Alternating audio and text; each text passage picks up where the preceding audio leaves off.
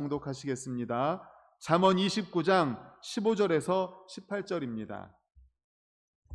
잠언 29장 15절에서 18절. 제가 가진 구약 성경은 944쪽입니다.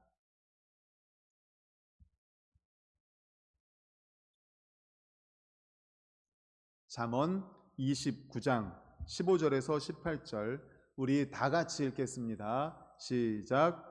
채찍과 꾸지람이 지혜를 주거늘 임의로 행하게 버려둔 자식은 어미를 욕되게 하느니라.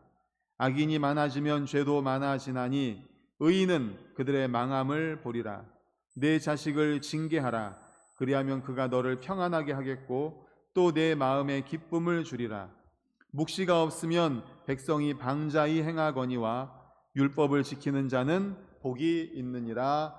아멘. 할렐루야. 아멘. 우리 주변에 계신 분들과 할렐루야 전도합시다 하고 인사하겠습니다. 할렐루야 전도합시다. 할렐루야 전도합시다. 할렐루야 전도합시다. 전도합시다. 네, 오늘은 잠언 29장 15절에서 18절을 본문으로 비전을 품으라 라는 제목의 말씀으로 함께 은혜를 나누고자 합니다. 우리 말씀의 제목을 같이 읽겠습니다. 시작. 비전을 품으라. 비전을 품으라. 예, 미국에서는 마틴 루터 킹 목사님의 생일인 1월 15일이 연방 정부의 공휴일로, 국가의 경축일로 지켜지고 있다고 합니다. 예, 한 개인의 생일이 국가의 경축일로 지켜지는 경우가 조지 워싱턴 이후 두 번째라고 합니다. 조지 워싱턴 대통령의 생일이 국가 기념일로, 그리고 마틴 루터 킹 목사님의 생일이 국가 기념일로 지켜지고 있다는 거죠. 예, 놀라운 일 아닙니까? 한 개인의 생일이 국가 기념일로 지켜진다는 게. 그만큼 킹 목사님의 위치가 높이 평가된 것 아니겠습니까? 무엇이 그로 하여금 그러한 위인의 자리를 차지하게 하였을까요? 그것은 바로 한 가지, 그가 꿈의 사람이었기 때문입니다. 비전의 사람이었기 때문입니다. 우리가 잘 아는 것처럼 마틴 루터 킹 목사님의 연설하면 뭐예요? I have a dream. 나에게는 꿈이 있습니다. I have a dream. 다 아시잖아요. 마틴 루터 킹의 목사님, I have a dream. 꿈이 있습니다. 그는 꿈의 사람이고 비전의 사람이었습니다. 그는 불가능한 현실 속에서 결코 꿈을 잃지 않았습니다. 그 꿈을 믿었고 그 꿈의 성취를 위해서 끊임없이 전진하였고 그 꿈을 끊임없이 두드렸습니다. 그러한 꿈이 그를 위대하게 만든 것입니다. 꿈이 없는 사람, 비전이 없는 사람은 미래가 없습니다. 교육학자이며 철학자인 듀이가 90세를 맞았을 때 어느 청년 의사가 이 듀이에게 와서 질문을 했습니다. 선생님, 어떻게 하면 당신과 같은 위대한 생애를 살아갈 수가 있겠습니까? 말합니다. 듀이가 산에 오르게. 예? 산에요? 산에 올라가서 뭘 하면 됩니까? 그 다음에 올라갈 산을 또다시 바라보게. 산에 올라가서 그 다음에 올라갈 산을 바라보고, 그 다음에 또 산에 올라가서 그 다음에 올라갈 산을 바라보고, 그 다음에 또 산을 바라보라는 거예요. 그리고 청년의 무릎을 툭툭 치면서 이렇게 말을 했습니다. 그러다가 더 이상 산에 오르기 싫어지면 자네 인생은 다 한 거야. 그러니까 사람에게 있어서, 인생에 있어서 비전이 없으면 그 인생은 가치가 없다는 겁니다. 산에 올라간다는 것이 무슨 뜻입니까? 산에 올라가서 그 다음 산을 바라본다는 것은 그 다음의 목표, 그 다음의 비전을, 계속해서 비전을 바라보라는 것 아니겠습니까? 믿음의 조상 아브라함도 하나님께서 주신 꿈과 비전이 있었습니다. 약속의 자녀라고는 이삭이 전부였지만 하늘의 별처럼 많은 자녀들을 꿈꾸었습니다. 바다의 모래처럼 많은 자녀들을 꿈꾸었습니다. 이리저리 여기저기 옮겨 다녀야 하는 이방인 신세였지만 약속의 땅 가나안을 꿈꿨습니다. 그에게 다가오는 많은 시련이 있었습니다. 역경이 있었습니다. 하지만 복의 근원이 될 것이라는 주님께서 주신 그 비전과 꿈이 있었기 때문에 그를 결코 넘어뜨릴 수가 없었습니다. 사랑하는 성도 여러분, 생각해 보십시오. 그에게 꿈이 없었다면 믿음의 조상으로 우리 가운데 어떻게 우뚝 설 수 있었겠습니까? 꿈이 있었습니다. 비전이 있었습니다. 하나님의 약속, 하나님께서 보여주신 그 비전이 있었기 때문에 가능했던 겁니다. 그의 나이 100세에 가까운 노인이었지만 꿈을 버리지 않았습니다. 그런데 어떻게 우리가, 아브라함도 꿈과 비전을 가지고 나아갔는데 어떻게 우리가 꿈이 없이, 비전이 없이 살아갈 수 있습니까? 본문 18절을 우리 화면을 보고 같이 읽겠습니다. 시작. 묵시가 없으면 백성이 방자히 행하거니와 율법을 지키는 자는 복이 있느니라. 아멘. 여기서 묵시라는 말의 원어의 뜻에 보면은 꿈, 비전이라는 의미가 있습니다.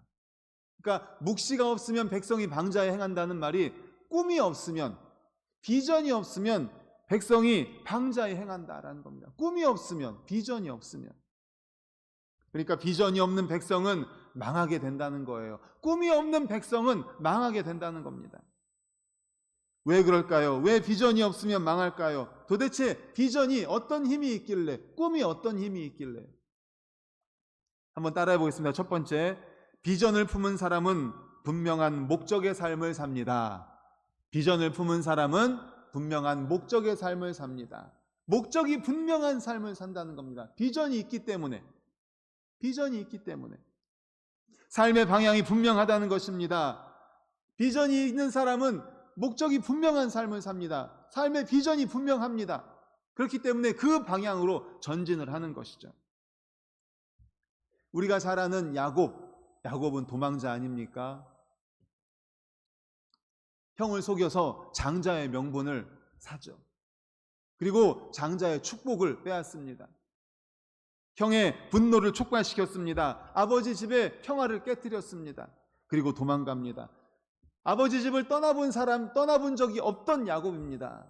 그런데 그가 고독과 절망과 두려움 속에서 그 광야를 헤맵니다. 그럼 그가 꿈을 꾸었습니다. 하나님이 그에게 비전을 주셨습니다. 넓은 광야에서 홀홀 단신이었던 그에게 하나님은 땅의 티끌을 통해서 자손의 비전을 주셨습니다. 땅의 티끌과 같이 너의 자손이 번창할 것이다. 그리고 도망쳐 빠져나와 빈손이었던 그에게 땅의 약속을 주셨습니다. 두려움만이 그의 주위를 맴돌았지만 창조주께서 함께 하신다는 꿈과 비전을 주셨습니다. 야곱에게 꿈과 비전을 주셨어요. 그는 하늘의 영광을 보았고 땅에서 축복의 소리를 들었습니다. 그의 인생은 변했습니다. 이제 어디로 가야 할지, 어떻게 살아야 할지를 알게 되었습니다. 그에게는 이제 분명한 목적이 생겼습니다. 분명한 목표가 생겼습니다. 물론 야곱의 인생은 그가 나중에 바로왕 앞에서 자신은 험악한 삶을 살았다고 고백한 그런 험악한 삶을 살았습니다. 부모에게 불효였습니다. 형에게 대해서 늘 죄책감을 가지고 있었습니다. 계속되는 라반 삼촌의 속임수를 감수해야만 했습니다. 그러나 삼촌의 양을 치면서 광야에서 홀로 많은 시간을 보내면서도 그는 절대 비전을 잃지 않았습니다. 그 비전을 따라 삶을 살았습니다. 분명한 비전 속에 목적이 있었고 그 목적이 바로 그 비전이 야곱을 야곱답게 만들었습니다. 그러므로 사랑하는 우리 모든 성도님들, 비전을 품으시기를 간절히 축원합니다. 아멘. 꿈을 가지시기를 간절히 소망합니다. 아멘. 꿈이 있어야죠. 비전이 있어야죠. 우리 인생의 비전, 우리 사랑하는 자녀를 향한 비전, 꿈이 있어야 하지 않겠습니까? 그 비전이, 그 꿈이 우리를 분명한 목적으로 전진하게 합니다. 목적이 분명한 삶을 살게 합니다. 비전이 있는 자, 목적을 따라 사는 자에게는 고난과 역경과 모진 환경은 결코 문제가 되지 않습니다. 그 목적 하나, 비전 때문에, 그 비전으로 인해서 내가 가지고 있는 비전, 꿈이 있기 때문에 그 꿈을 향해서 나아갈 때 그는 전진할 수 있는 거예요. 그러므로 사랑하는 우리 모든 성도님들, 비전의 사람이 되시기를 간절히 축원합니다. 아멘. 미국 동북부 초대 이민 정착지였던 뉴 잉글랜드 이민자들이 이제 자손들에게 개척 정신을 가르칠 때 이런 이야기를 해줬다고 합니다. 저 산을 바라보라. 저 산을 바라보라 라는 이야기를 해줬다고 해요. 그 내용은 대략 이렇습니다. 젊은 리프라는 남자가 있었습니다. 이 리프가 대륙에 깊숙이 정착지를 정해서 작은 집 한 채를 지어 놓았습니다. 그리고 나서 이제 애인인 메리사를 데리러 보스턴으로 돌아옵니다. 그리고 나서 이 두 젊은이는 그 집을 지어 놓은 곳을 향해서 함께 갑니다. 마차도 없이 또 무거운 짐을 짊어지고 출발을 합니다. 그러나 메리사는 곧 지쳐버립니다. 그때 이 리프가 나뭇가지를 들고 그림을 그립니다. 땅에다가 그림을 그리면서 이렇게 설명을 하는 거예요. 산을 그리고 이제 저 산을 넘어가면 넓은 평야가 있을 것입니다. 그리고 두 번째 산을 그리고서는 두 번째 산을 넘어가면 골짜기가 나올 겁니다. 그리고 세 번째 산을 그립니다. 그리고 세 번째 산 위에 올라가면 우리가 살 집이 보일 겁니다. 리프는 신이 나서 말했습니다. 나뭇가지로 그림을 그리면서 산을 그리고 평야를 그리고 산을 그리고 골짜기를 그리고 산을 그리고 집을 그리면서 이 산 세 개만 넘어가면 우리 집이 있습니다. 우리가 살 영원한 집이 있습니다. 리프는 신이 나서 말했지만 사실 그 세 산을 넘어가는데 한 달이 넘는 시간이 걸립니다. 하지만 그는 신이 났습니다. 왜요? 목적지가 있으니까, 분명한 비전이 있으니까, 분명한 꿈이 있으니까, 자기 집이 있으니까, 자기가 지어놓은 집이 있으니까. 메리사에게 막대기를 주면서 당신도 그려보라고. 메리사는 남편이 그렸던 그대로 산을 그립니다. 그리고 평야를 그립니다. 또 산을 그립니다. 골짜기를 그립니다. 산을 그리고 그들이 살 집을 생각을 합니다. 그림을 그립니다.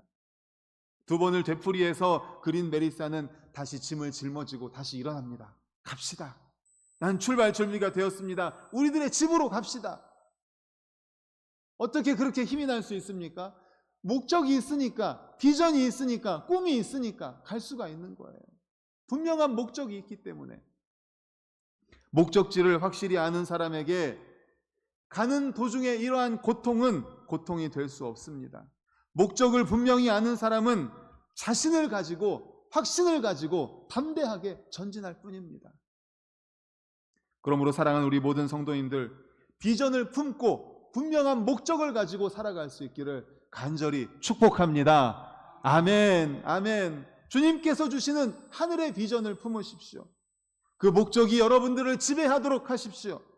그 비전이, 분명한 목적이 여러분을 승리자로 이끌 것을 믿으시기를 간절히 축원합니다. 아멘. 그렇습니다. 비전은요, 이렇게 분명한 목적이 있는 삶을 살게 합니다.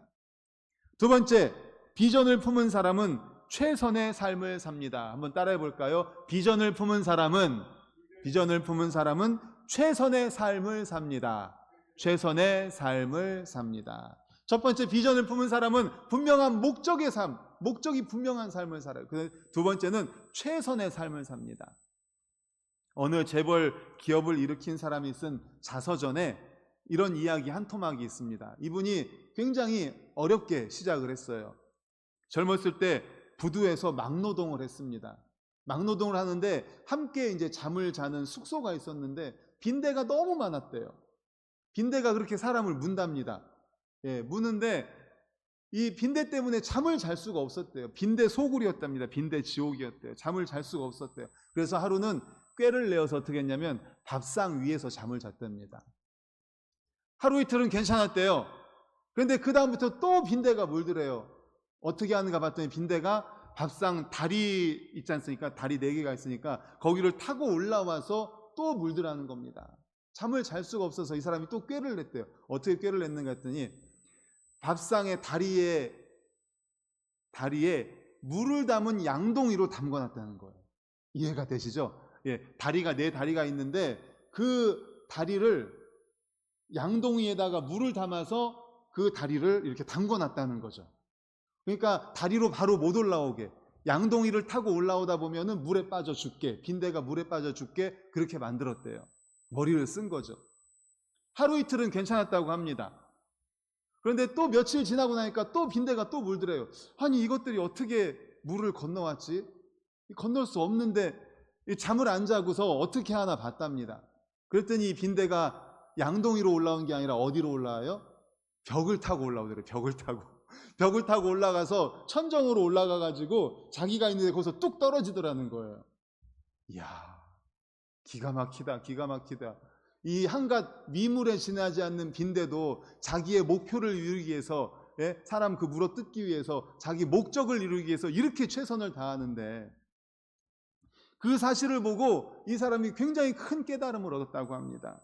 빈대도 자기 목표와 목적이 뚜렷하기 때문에 이 물이 담긴 양재기를, 이 고난을 건너뛰기 위해서 벽을 타고 올라가서 천정에서 떨어지는 이런 최선을 다하는데, 내가 최선을 다해야지. 하물며 그보다 뛰어난 사람이 최선을 다해서 못할 것이 무엇이겠느냐, 이런 다짐을 하고 열심히 일을 했다고 합니다. 그래서 그 재벌로 우뚝 설 수 있게 되었다고 하죠. 사랑하는 성도 여러분, 우리가 잘 아는 이야기 있죠. 하늘은 누구를 도와요? 스스로 돕는 자를 돕는다. 하늘은 스스로 돕는 자를 돕는다. 또 미국의 실업가인 제이 워너메이커는 이렇게 말했습니다. 하나님은 자기를 최대한도로 활용하는 자에게 행복을 주신다. 하나님은 하나님 자신을, 하나님 당신을 최대한도로 활용하는 자에게 행복을 주신다. 최선을 다하라는 거죠. 스스로 돕는 자를 돕는다. 열심히 최선을 다하는 사람을 돕는다는 거 아닙니까? 그러므로 사랑하는 성도 여러분, 뚜렷한 생애 비전을 품으십시오. 그리고 그 비전을 향해 전력 투구하십시오. 비전을 품은 자는 최선을 다하는 삶을 사는 자들입니다. 최선을 다해야 됩니다. 바울은 유럽의 복음화를 갈망했습니다. 하나님께서 주신 거룩한 비전이었습니다. 유럽 복음화. 그는 그 비전을 품으로써 최선의 삶을 다합니다. 강도의 위험도 있었습니다. 동족들의 위험도 있었습니다. 이방인의 위험도 있었습니다. 하지만 그를 막을 수 없었습니다. 그에게는 유럽 복음화라는 큰 비전이 있었습니다. 꿈이 있었습니다.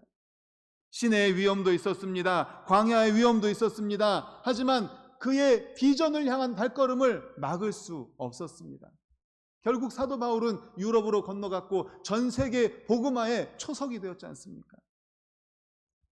병약했던 몸의 질병도 막지 못했습니다. 최후적인 생명의 길도 그를 막지 못했습니다. 사람에게 뚜렷한 생의 목표, 비전이 있다는 것은 그로 하여금 최선을 다할 수 있는 동력이 된다는 사실, 믿으시기를 간절히 축원합니다. 아멘. 그러므로 우리가 비전을 품어야 돼요. 비전을 품을 때 우리는 최선을 다하는 삶을 살 수 있기 때문이죠.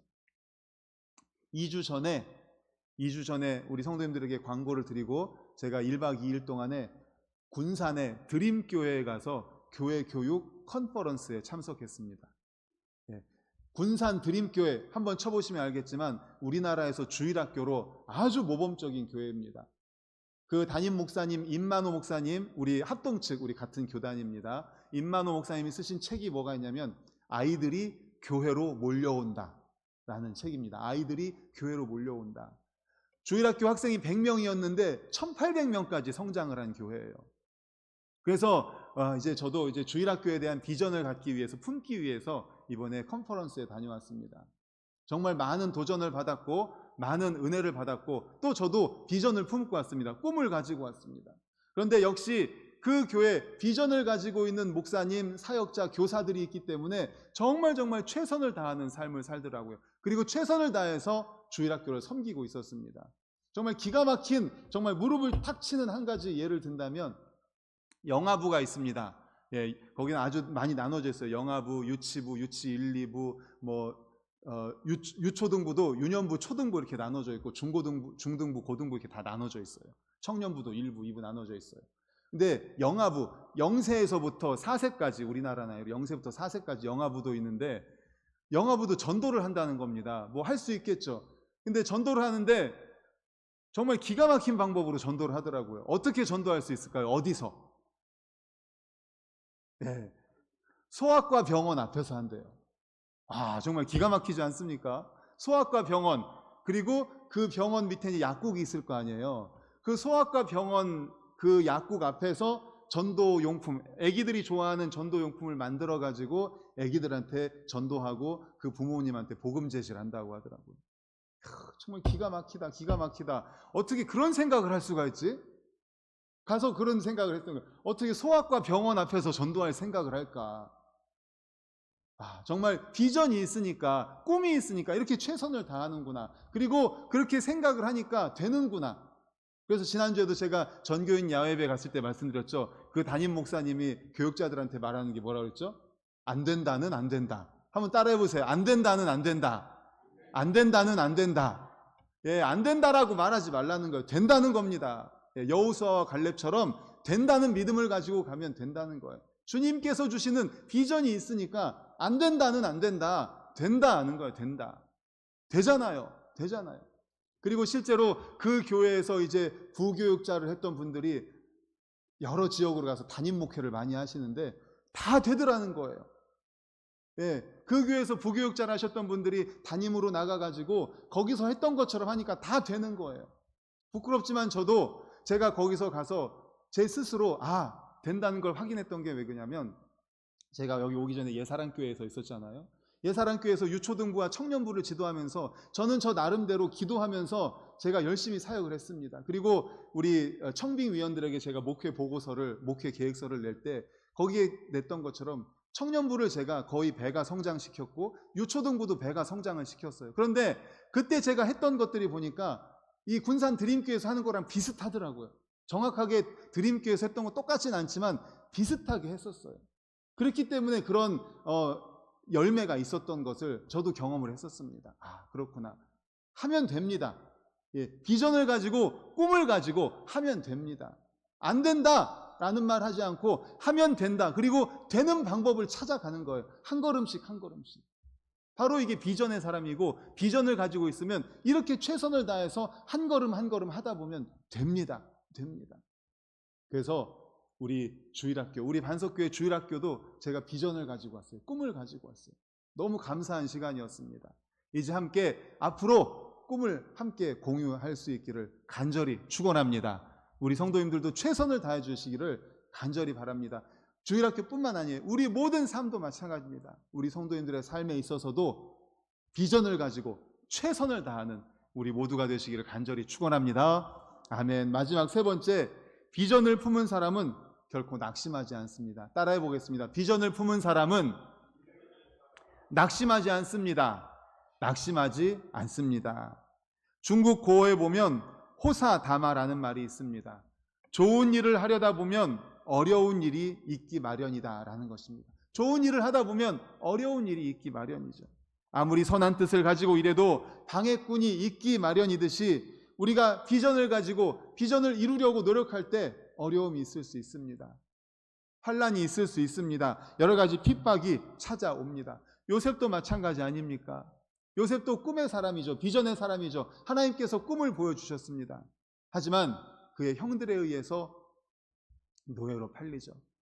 그리고 보디발 집에서 가정총무로 있었을 때 그 부인의 유혹 때문에, 모함 때문에 왕의 죄수를 가두는 감옥에 갇히게 됩니다. 그러나 그는 낙심하지 않았습니다. 최선을 다했습니다. 자신의 자리에서 낙심하지 않았습니다. 이상과 비전이 있었기 때문입니다. 그의 삶 속에 낙심이 들어올 자리가 없었습니다. 그는 비전을 품은 사람이었기 때문입니다. 영국의 찬송가 작가인 존 뉴턴이 이렇게 말했습니다. 잘 들어보십시오. 세상에서 낙심하게 만드는 것이 많으나 믿음의 사전에는 그 말이 없다. 믿음의 사전에는 낙심이라는 말이 없다. 다른 이들에게는 낙심되는 것이 성도들에게는 하나님의 인도하심을 따르라는 신호이기 때문이다. 다른 이들에게 낙심이라는 것은 우리 성도들에게는 하나님의 인도하심을 따르라는 신호다라는 겁니다. 그러므로 비전을 품은 자에게 있어서 낙심이란 하나님을 더욱 의지하라는 신호인 줄로 믿습니다. 아멘. 그러므로 낙심은 없습니다. 오직 하나님의 신호만이 있을 뿐입니다. 인생의 길은 기쁨보다는 슬픈 일이 더 많습니다. 그러나 비전을 품은 사람은 슬픔을 슬픔으로 보지 않습니다. 슬픔으로 인해 낙심하지 않습니다. 포기하지 않습니다. 꿈이 있기 때문이죠. 비전이 있기 때문이죠. 그것은 바로 하나님의 신호라는 것입니다. 우리가 잘 아는 느헤미야도 비전의 사람이죠. 이방인에 의해서 고향 땅이 완전히 파괴되고 이제 포로로 바벨론으로 끌려왔습니다. 그런데 그는 그곳 바벨론에서 고향을 바라보면서 기도하며 성벽을 건축하겠다는 비전을 품고 사는 사람이었습니다. 눈물이 나고 한숨이 나와야 할 상황에서도 비전을 바라보았고 불타는 심정으로 하나님 앞에 기도했습니다. 비전을 품은 사람은 왜 나에게 이런 상황이 생깁니까? 왜 나에게 이런 환난, 고난이 생기지라고 말하지 않습니다. 비전 때문에 닥쳐오는 상황은 크게 느껴지지 않기 때문입니다. 청교도들은 아메리카 대륙을 향해서 메이플라워호를 타고 갔습니다. 2개월에 걸친 죽음의 항해에서 그들이 보았던 것은 무엇이었을까요? 그들은 모진 바람 속에서 자유를 보았습니다. 사나운 물결 속에서 하나님의 사랑을 보았습니다.